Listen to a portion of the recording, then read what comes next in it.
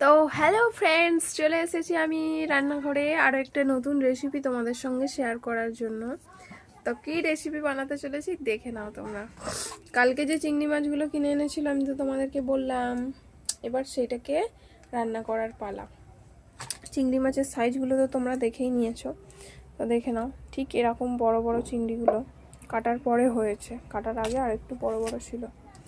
তো এটাকেই আমি এখন ম্যারিনেট করে নেবো। এই যে এখন দিয়ে দিলাম অল্প করে নুন, আর দিয়ে দেবো একটুখানি হলুদ গুঁড়ো। এই যে, তো চলো এটাকে এখন এরকম মাখিয়ে একটু রেখে দেবো।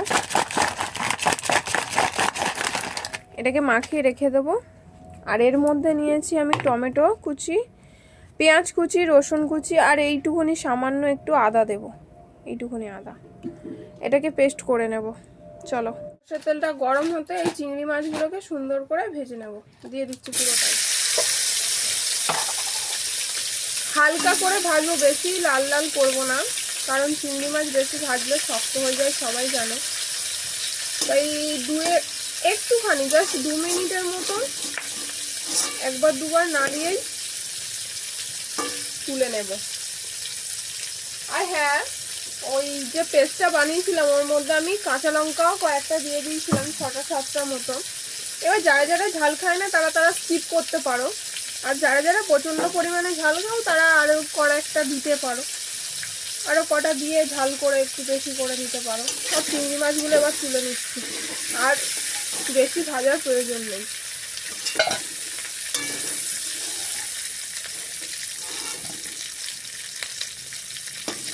এখানে আমার কাছে 10টার মতো চিংড়ি মাছ আছে, তার জন্য নিয়েছি আমি 2টো টমেটো, 2টো বড় বড় পেঁয়াজ, 6টা 7টা কাঁচা লঙ্কা, 5-6 কোয়া রসুন, আর একটুখানি সামান্য আদা কুচি।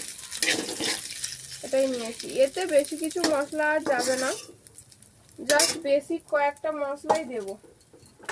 আর একটু সামান্য তেল দিয়ে দিচ্ছি এই কড়াইতে। এরপরে দিয়ে দেব একটু সামান্য কালো জিরে, এই যে কালো জিরে নিয়ে দিয়ে দিলাম। কালো জিরেটা নাড়িয়ে চাড়িয়ে এবার যে পেস্ট করে রেখেছিলাম যে মশলাটা, বাটা মশলাটা, ওটা দিয়ে দেব।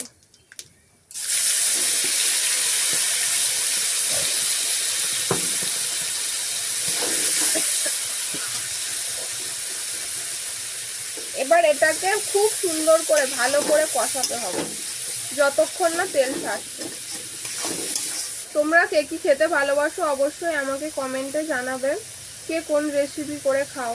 আর এই রেসিপিটা যদি আগে কেউ করে থাকো তাহলে সেটাও কমেন্টে আমাকে জানাবে। এটা দিয়ে দিচ্ছি, যেটা হচ্ছে এই সামান্য একটু হলুদ গুঁড়ো, আর দিচ্ছি এখানে এই যে জিরে ধনিয়া সব কিছু গুঁড়ো একসাথে পাইল করে রেখেছিলাম, সেই মশলাটাই দিয়ে দিলাম 1 চামচের মতো। সেটা একটু হয়ে এসেছিল, আর আমার যে মশলা বাটি ধোয়া জলটা সেটাই এখানে অ্যাড করেছি। আবার একটু কষাবো ভালো করে। এই সময় আমি দিয়ে দেবো কয়েক দানা চিনি, এই যে জাস্ট এইটুকু, এই চিনিটা দিয়ে দিলাম যাতে ব্যালেন্সটা ঠিকঠাক হয়। চিনি, আর দিয়ে দেবো নুন, লবণটা আমি দিইনি, সেটাই এখন অ্যাড করে দেবো। যেহেতু অল্প তরকারি, অল্প সামান্য নুনটা যে যার মতো ব্যালেন্স বুঝে দিও, যাতে না নোনা হয়ে যায়। তো আমিও দিয়ে দিলাম।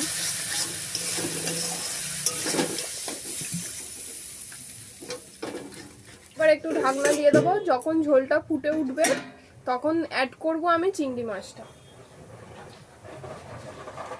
তো দেখো ঝোলটা অলরেডি ফুটে গেছে, এবার আমি অ্যাড করব চিংড়ি মাছটা।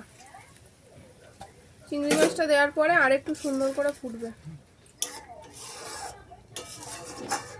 ভালো করে ফুটে গেলে একদম জলটা মরে গিয়ে একদম কাই কাই হয়ে যাবে, তবে আমি নামাবো।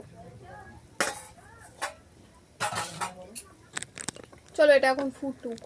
দেখো তরকারিটা ঠিক এরকম হয়ে গেছে, এবার আমি নামিয়ে নিচ্ছি। ঠিক এরকম মাখা মাখা হয়েছে, আর খেতে কতটা টেস্টি হবে সেটা তো তোমরা বুঝতেই পারছো। তো চলো বাড়িতে সবাই ট্রাই করে দেখো, ট্রাই করে আমাকে জানিও। টাটা।